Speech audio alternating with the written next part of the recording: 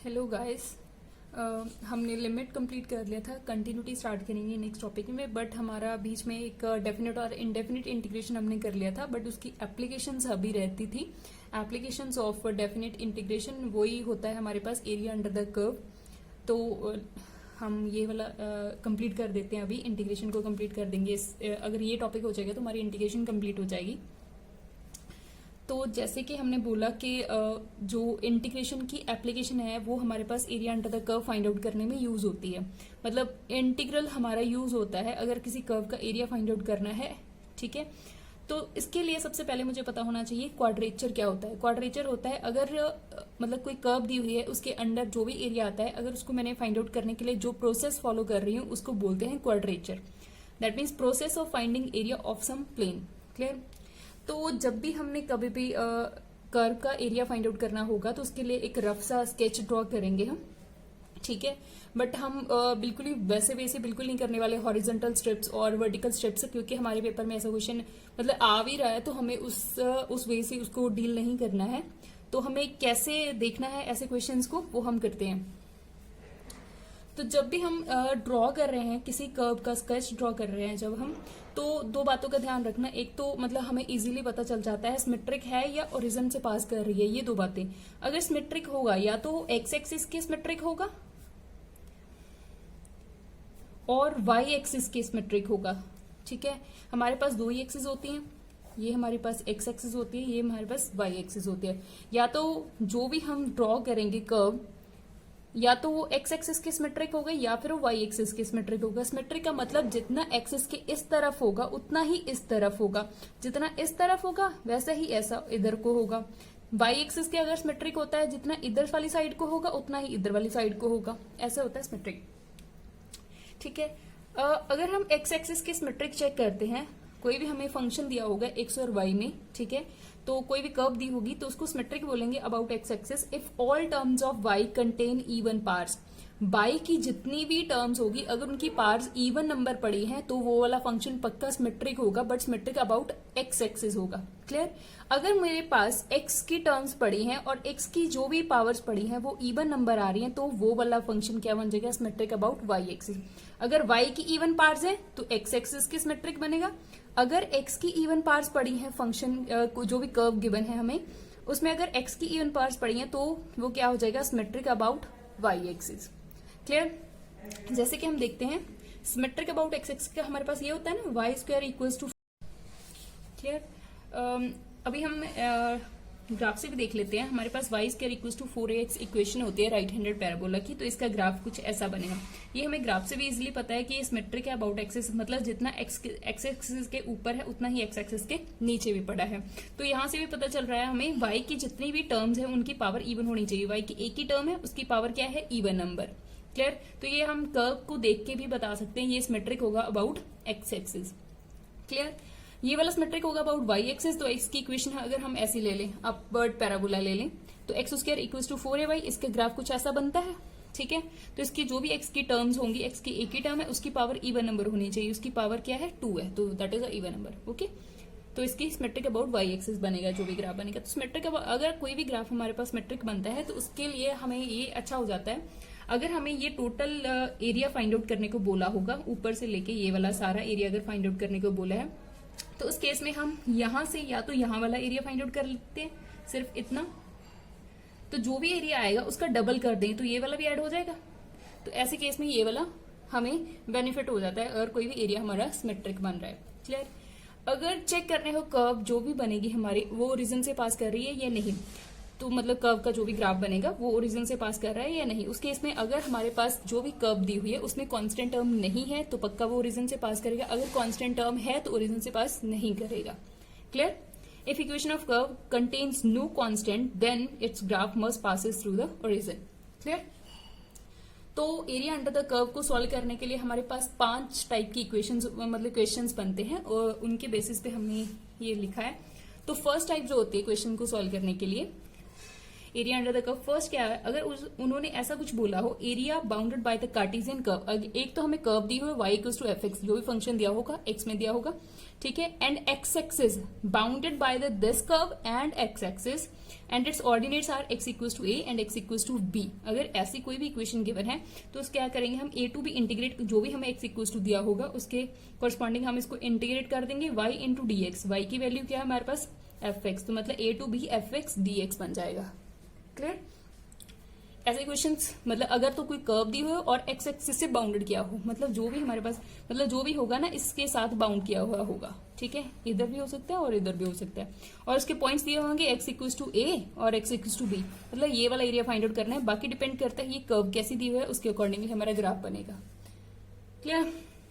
एक क्वेश्चन देखते हैं। Area between the curve I equals to e raise to power x and x axis which lies between x equals to -1 and x equals to 1। तो ये इन्होंने बोला है कि ऐसा कुछ ग्राफ है, -1 हियर इज 1। क्लियर? तो y equals to e raise to power x का ग्राफ इन्फिनिटी पे, x की वैल्यू इन्फिनिटी है तो इन्फिनिटी जाएगा, x की वैल्यू इन्फिनिटी है तो ये इन्फिनिटी आएगा और 1 में से पास करता है, ये मतलब ग्राफ इसका ऐसा होता है, और माइनस इन्फिनिटी पे 0 को जाएगा है ना, तो ये इसका ग्राफ ऐसा बनेगा। ठीक है, तो मैंने ये वाला एरिया फाइंड आउट करना है जो एक्स एक्सिस से बाउंड किया हो और ये वाली टर्म -1 से 1 के बीच में लाई कर रहा हो। अगर आपका ग्राफ नहीं भी बनाना आता है तो इसको सीधा कर सकते हैं। हमें क्या करना है, ए से बी इंटीग्रेट करना है, ए से बी दैट मीन्स -1 से 1 जो भी हमारा y है y dx, y क्या है हमारा fx जो e raise to power x into dx, इसको इंटीग्रेट करके सॉल्व कर सकते हैं, क्योंकि ग्राफ से तो हमें यही पता चलेगा हम ये कर्व कैसे बिहेव कर रही है, बाकी तो हमें इंटीग्रेट करके ही पता चलेगा। E raise to power x की integration e raise to power x होती है, -1 to 1 जाएंगे हम, तो e raise to power 1 minus e raise to power -1 that is e raise to power 1 -1 by e square -1 by e, इसका answer आ जाएगा। Clear?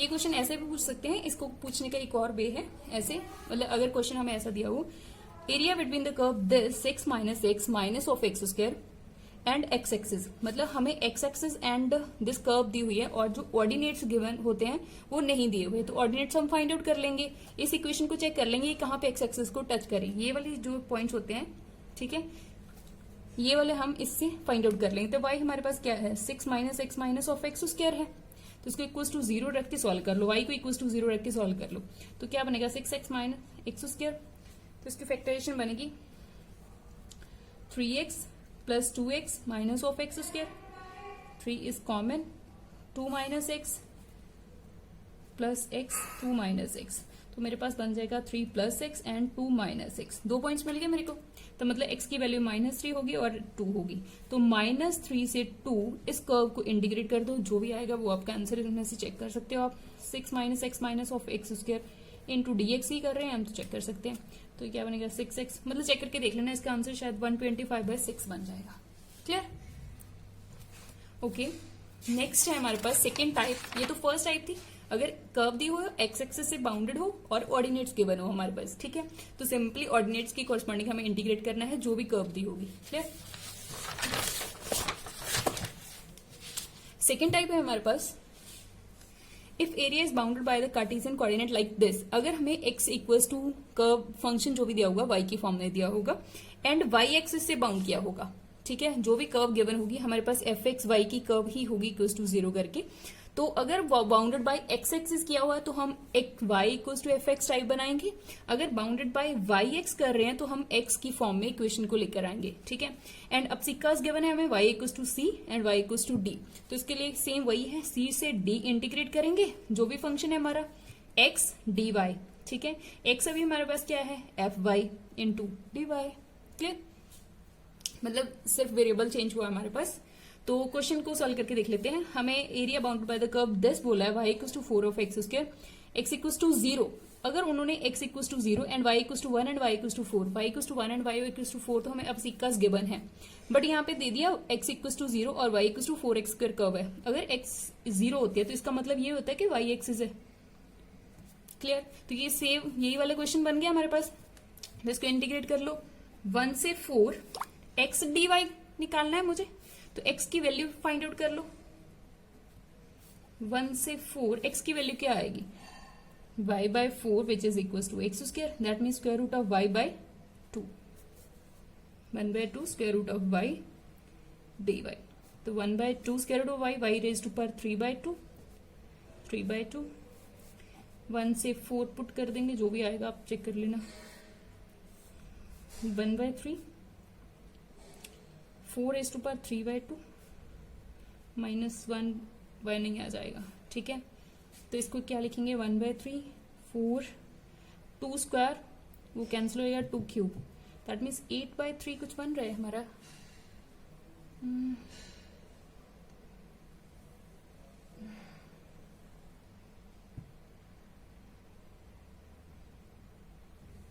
Three to the 6 + 2 = 8 8/3 हमारी option बन जाएगी। क्लियर।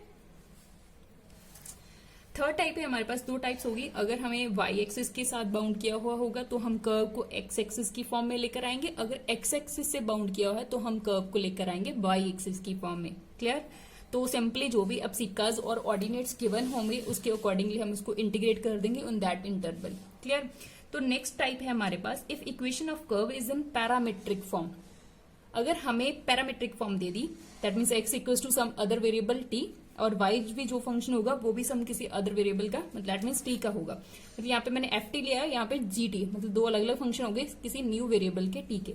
तो इनका इंटीग्रेशन क्या करेंगे हम, वाई डी एक्स करेंगे ए टू बी जो भी गिवन होंगे उसके हमें इस कर्व से ही फाइंड आउट करने पड़ेंगे। ए टू बी जो भी होंगे, मतलब इन दोनों का इंटरसेक्टिंग पॉइंट होगा ए बी का, मतलब इन दोनों कर्व्स का जो भी इंटरसेक्टिंग पॉइंट होगा वो ए बी बनेगा। वाई डी एक्स, वाई को मैं क्या लिख सकती हूँ जी टी, और डी एक्स को क्या लिख सकती हूँ, मतलब एक्स दी हुई है हमें, इसका डेरिवेटिव कर दो तो जो भी आएगा वो। और T1 T2 जब हम इनको वेरिएबल चेंज करेंगे तो उनके अकॉर्डिंगली जो इसकी लिमिट चेंज होंगी वो ये वाली आ जाएंगी। क्लियर। क्वेश्चन करते हैं, क्वेश्चन से आपको अच्छे से क्लियर हो जाएगा।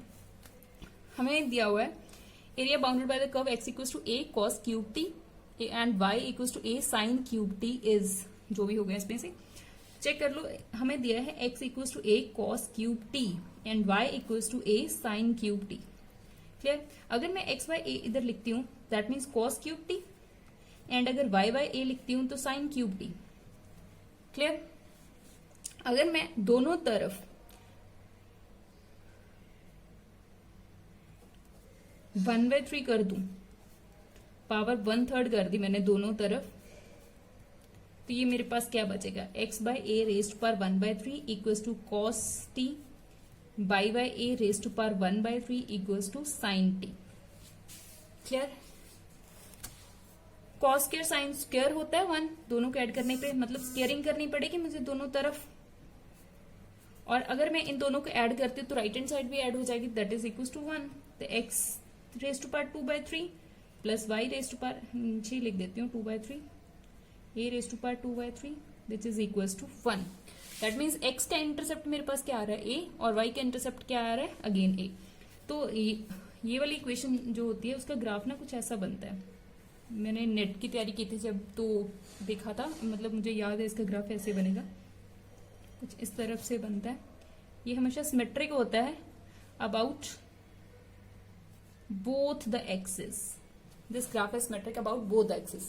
Clear? ये हमारे पास x एक्सिस है, ये हमारे पास y एक्सिस है। जिस पॉइंट पे कट कर रहा है वो इंटरसेप्ट यहाँ पे a होगा, a0, यहाँ पे क्या होगा 0a, here is -a and 0, here is 0 and -b। Clear. तो मतलब मुझे ये वाला एरिया फाइंड आउट करना है जो भी इसके अंदर आ रहा है। क्लियर। ये सिमेट्रिक है। अगर मैं किसी एक पोर्शन का एरिया फाइंड आउट कर लूं, चाहे इसका फर्स्ट क्वाड्रेंट वाला, सेकंड, थर्ड, फोर्थ, मतलब सेम ही देगा बाकी क्वाड्रेंट्स वाला भी। अगर मैं एक का फाइंड आउट कर लूं तो उसको 4 से मल्टीप्लाई कर दूं तो मुझे सारा एरिया मिल जाएगा।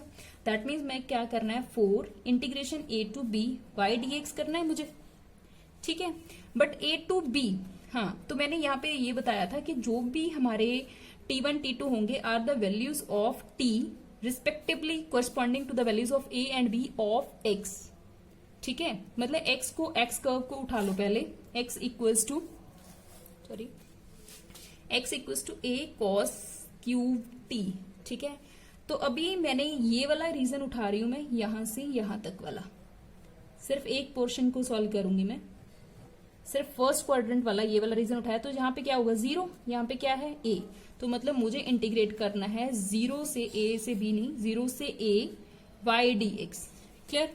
तो अगर यहाँ पे 0 है, अगर x की वैल्यू 0 है which is equal to a cos cube t, cos cube t equal to 0, that means cos t equal to 0, cos t कब 0 होता है? जब एंगल मेरा क्या हो, π/2। दैट मीन्स मुझे लोअर लिमिट पता चल गई, मेरे पास क्या होगी, π/2। क्लियरली जब मैं ये इसको x को a डालूंगी तो a से a कैंसिल हो जाएगा, cos cube t equals to 1। That means cos t equals to 1। cos t 1 कब होता है? जब एंगल हमारा क्या हो, 0। तो अपर लिमिट मेरे पास क्या आ जाएगी, 0। देन y डालना है, y is a sin cube t। Then dx डालना है, तो इसका डेरिवेटिव कर देंगे हम, जो भी आएगा 3a cos square t, cos का derivative minus of sin t into dt। Clear? 4 into 3 is 12, a into a is a square. देखो आंसर में a स्क्वायर तो पक्का आएगा, a स्क्वायर सभी में आ रहा है। अगर किसी एक ऑप्शन में होता तो मुझे आगे सॉल्व करने की जरूरत ही नहीं थी। Integration from π/2 to 0, sine cube into sine raise to power 4 cos square t dt। Clear? ये वाला माइनस भी आएगा, यहाँ पे लगा लेते हैं। हाँ, तो मैं लिमिट्स, हमने जो लिमिट्स की प्रॉपर्टी की थी उसमें ये भी किया था ना, लिमिट को इंटरचेंज कर देते हैं तो उसके आगे नेगेटिव का साइन लगता है। अगर मैं लिमिट को यहाँ पे इंटरचेंज कर रही हूँ, मेरे पास नेगेटिव ऑलरेडी है, तो मतलब ये वाला पॉजिटिव बन जाएगा, मैं यहीं पे कर रही हूँ π/2, और यहाँ पे क्या बन जाएगा मेरे पास, 0। मैंने लिमिट्स को इंटरचेंज कर दिया और साइन नेगेटिव का आना था, उससे ये वाला क्या हो जाएगा, प्लस। तो ये वाला फंक्शन बन गया। तो हमने एक फॉर्मूला किया हुआ है, वालीज फॉर्मूला, याद है आपको? वालीज फॉर्मूला क्या बोलता है? अगर हमारे पास sine raise to power mx हो और cos raise to power nx dx हो, 0 से π/2 के बीच में ही ये वाला रिजल्ट देता है। तो उस केस में क्या बोलता है, पहले तो नीचे वाले का दोनों का सम कर दो, तो इसमें से 2 माइनस करते जाओ, 2 मतलब even terms, -4 up to 1। Clear? ऊपर क्या करना है, m जो भी है, मतलब अगर इवन नंबर है तो उसमें से ऑड बनते जाएंगे, ठीक है, उससे पीछे वाले सारे ऑड नंबर आएंगे, और n अगर इवन है तो उससे पीछे वाले सारे ऑड नंबर आएंगे। अगर ये दोनों ही इवन नंबर हैं तो इनके साथ π/2 मल्टीप्लाई में होता है। क्लियर? तो यहाँ पे देखो 4 and 2 दोनों इवन नंबर हैं, तो π/2 तो मल्टीप्लाई में आएगा ही आएगा। नीचे इन दोनों का ऐड करोगे, 4 + 2 इज 6, 6 से 2 माइनस करते जाना है हमें, मतलब इवन नंबर्स माइनस, 6 - 2 करेंगे हम 4 - 2 करेंगे हम 2, तो आगे तो 0 आ जाएगा, तो वहां पे नहीं जाना। ये 4 है, 4 से पीछे वाले जितने भी ऑड नंबर हैं, ठीक है, 4 से पहले क्या आता है 3 के बाद 1। क्लियर? 2 के बाद, मतलब इससे बाद तो कुछ भी नहीं आएगा, 2 के बाद क्या आता है हमारे पास, ऑड नंबर 1, ये। तो यहाँ पे आगे 12a² है ऑलरेडी, तो देख लो इससे क्या बनता है, 6 2 cancel, a² 3π 4 to 8, 3πa² divided by 8। Same option बन गया हमारे पास, ये वाला आंसर आ जाएगा। Clear? I hope you are getting this. तो हमने 3 टाइप्स कर ली ऑलरेडी, मतलब एक तो कर्व अगर हमारी एक्स एक्सिस से बाउंड हो रही है, सेकंड इज वाई एक्सिस से बाउंड हो रही है, अगर थर्ड हमें इक्वेशन जो भी गिवन होगी वो पैरामीट्रिक इक्वेशन होगी, ठीक है, पैरामीट्रिक फॉर्म में होगी। फोर्थ ऐसी होगी, अगर एरिया उन्होंने फाइंड आउट करने को दे दिया, Fx और F2 दो कर्व्स हैं, वो दोनों इंटरसेक्ट कर रही हैं कहीं ना कहीं पे, ठीक है, दो कर्व्स हैं where F1 is greater than, अगर मतलब एक तो कर्व बड़ी होगी दूसरी कर्व छोटी होगी, मतलब उनके ग्राफ के अकॉर्डिंगली, तभी हम उनके बीच में एरिया फाइंड आउट कर सकते हैं। अगर वो दोनों कर्व्स इक्वल होंगी तो एरिया तो कुछ आएगा ही नहीं। क्लियर? एक कर्व बड़ी होगी दूसरी कर्व छोटी होगी, तो हम उनके इंटरसेक्शन, मतलब इनका एरिया कैसे फाइंड आउट करेंगे, ए से बी लिमिट्स फाइंड आउट करेंगे, ए से बी, ए और बी वो वाले पॉइंट्स होंगे जो इन दोनों की इंटरसेक्शन के पॉइंट्स होंगे, ठीक है। तो first curve y1 minus second curve y2, यहाँ पे y1 यहाँ पे y2, ये मैंने ग्राफिकली दिखाने की कोशिश की है। Here is our first curve y1 equals to f1x, here is our second curve y equals to f2x। ये जो इंटरसेक्टिंग पॉइंट्स है वो हमारे ए बी बन जाएंगे, मतलब ए और बी पॉइंट। क्लियर? तो इनके बीच वाला हमें एरिया फाइंड आउट करना है। क्वेश्चन करते हैं, उससे आप अच्छे से क्लियर हो जाएगा।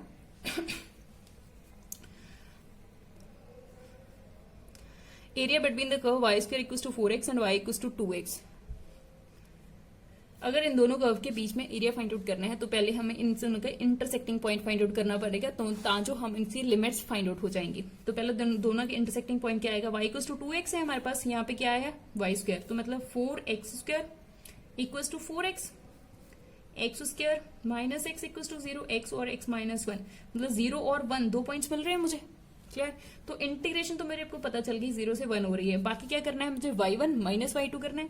y1 इज मुझे y की फॉर्म में चाहिए, हेयर इज y स्क्वायर, तो क्या बनेगा 2 square root of x minus 2x dx। तो 2 कॉमन निकल जाएगा, 0 से 1 square root of x minus x. तो इसको सॉल्व कर लेना, आपको आंसर मिल जाएगा। एक्चुअली वीडियो बहुत लंबी हो रही है तो मैं क्वेश्चन को सॉल्व नहीं कर रही हूँ। अब सॉल्व करके देख लेना, जो भी इसका आंसर आएगा इन ऑप्शंस पे ही होना चाहिए। नेक्स्ट हमारे पास दिया हुआ है, अगर area bounded by the curve this and this होगी एज, तो x square plus y square equal to 1। ये सर्कल दिया हुआ है with centre 0 0 and radius is 1। तो इसका ग्राफ कुछ ऐसा बनेगा। यहाँ पे कौन सा पॉइंट होगा, 1 और 0। और ये वाला भी अगर इसका ग्राफ अगर आप ड्रॉ करोगे तो कुछ ऐसा बनेगा, मतलब ये एंड पॉइंट्स इनके सेम बन रहे हैं, ऐसा कुछ बनेगा। तो उन्होंने एरिया फाइंड आउट करने को बोला है ये वाला, यहाँ से और यहाँ से, ठीक है। ये दोनों ग्राफ जो भी है तो वो भी सिमेट्रिक है about both the axis, x axis and y axis. तो हमें ये वाला एरिया फाइंड आउट करना है। अगर मैं किसी एक रीजन का फाइंड आउट कर लूँ तो मुझे 4 से मल्टीप्लाई करके मुझे चारों रीजन का पता चल जाएगा। दैट मीन्स मुझे क्या करना है, 4 इंटीग्रेशन में क्या कर रही हूँ, 0 से 1 तक की मुझे पॉइंट्स मिल गए ना, 0 से 1। तो फर्स्ट कर्व करनी है, तो फर्स्ट कर्व मेरी y square equal to 1 minus x square, यहाँ से निकाल सकती हूँ मैं y square equal to 1 minus x square, but मुझे वैल्यू चाहिए वाई की, that means square root of 1 minus x square minus second curve क्या है, क्योंकि फर्स्ट क्वाड्रेंट पे ले रहे हैं तो फर्स्ट क्वाड्रेंट में दोनों का मॉड जो होगा वो पॉजिटिव वैल्यू देगा। क्लियर। तो y क्या बन जाएगी, 1 माइनस एक्स। तो इसको सॉल्व कर लेंगे, जो भी आएगा वो आपका आंसर होगा और इसमें से मैच कर लेना। Clear. I think first option आ रही है शायद पाई माइनस 2। क्लियर। नेक्स्ट हमारे पास लास्ट टाइप है, फिफ्थ टाइप। व्हेन 2 कर्व्स तो दी होंगी हमारे पास, ऐसे ही होगी। पहले वाली क्या है, हमारे पास 2 कर्व्स दी हुई हैं, वो उनका इंटरसेक्टिंग पॉइंट उठा के हम उनको इंटीग्रेट कर देते हैं। अगर हमें 2 कर्व्स ऐसे इंटरसेक्ट कर रही हूं और बाउंडेड कर रही हूं बाय एक्स एक्सिस, मतलब y1 and y2 intersect at 1 point, किसी एक पॉइंट पे इंटरसेक्ट कर रही हो और एक्स एक्सिस से बाउंड की हुई हो, तो मतलब ये वाली एक्स एक्सिस से बाउंड की हुई कर्व्स हैं। ठीक है। हेयर इज y1 कर्व मतलब f1, हेयर इज f2 मतलब किसी पॉइंट पे इंटरसेक्ट कर रही है, वो क्या होगी, p अल्फा बीटा कोई पॉइंट है। यहाँ पे कोई भी पॉइंट होगा a, यहाँ पे कोई भी होगा पॉइंट b। तो हम इसको कैसे सॉल्व करेंगे, पहले a से अल्फा तक इंटीग्रेट कर दो फर्स्ट कर्व को, मतलब ये वाला रीजन मिल जाएगा मुझे। देन अल्फा से b इंटीग्रेट कर दो सेकंड वाली कर्व को, मुझे ये रीजन मिल, दोनों को ऐड कर दो, मुझे आंसर मिल जाएगा कंप्लीट। ठीक है। इसके बेस्ड ये वाला एग्जांपल ये है, area between the curve y equals to tan x and y equals to cot x। 2 curves लिए हैं मैंने और x एक्सिस से बाउंड हुआ है, ये भी बता दिया, और 0 टू π/2 में चेक करना है। तो पहले तो मुझे इसका ग्राफ पता होना चाहिए। अगर मैं देखूंगी यहाँ पे 0 है, here is π/2। Clear. y equals to tan x, check करते हैं 0 पे tan x कैसा बिहेव करता है। 0 पे मतलब sin 0 बाई cos 0, sin 0 0 होता है, मतलब 0 पे ये 0 ही रहेगा। ठीक है। तो π/2 पे tan की वैल्यू क्या होगी, π/2 पे sin 90 by cos 90, sin 90 is 1 by cos 90 is 0, that means infinity. That means π/2 पे ये इन्फिनिटी को जाएगा और 0 से पास करके ये माइनस π/2 तक जाता है ग्राफ इसका। ठीक है। तो y equals to cot x, first तो मैंने ड्रा कर लिया क्योंकि मुझे ये वाला रीजन देखा है, बाकी मैंने नहीं देखा। y equals to cot x का ग्राफ ड्रा करना है जब, तो cot x 0 पे कैसा बिहेव करता है, cos 0 by sin 0, cos 0 is 1, 1 by 0 that means infinity. 0 पे क्या बिहेव करेगा, वो इन्फिनिटी मतलब ऊपर से आएगा। और π/2 पे cos 90 by sin 90, cos 90 is 0 that means 0 होगा। तो ये ऐसा बिहेव करेगा, 90 पे ये इसको कट करेगा ऐसे। क्लियर। तो मुझे ये वाला रीजन फाइंड आउट करना है जो एक्स एक्सिस से बाउंड हुआ है, ये वाला कॉमन रीजन। क्लियर। तो इनका जो भी इंटरसेक्टिंग पॉइंट है, यहाँ पे दोनों सेम वैल्यू देते हैं। कौन से पॉइंट पे देते हैं तो हमें पता है, tan x की वैल्यू 1 होती है, cot की भी 1 होती है, अदरवाइज तो इनकी वैल्यू सेम नहीं होती। tan x और cot x की 1 कब होती है, जब π/4, मतलब ये वाला पॉइंट मेरे पास क्या होगा, π/4। तो इसमें इंटीग्रेट कर सकते हैं 0 टू π/4। ठीक है। tan x आ जाएगा वहां पे, प्लस π/4 से π/2, वहां पे कौन सी कर्व आ जाएगी, cot x। dx कर रहे हैं तो मतलब इसको इंटीग्रेट कर देंगे, सॉल्व कर लेंगे, हमारे पास आंसर आ जाएगा। क्लियर। एक्चुअली वीडियो बहुत लंबी हो गई है, दैट्स वाई मैं सॉल्व नहीं करके दिखा रही हूँ, आप कर लेना खुद से। Okay, thank you.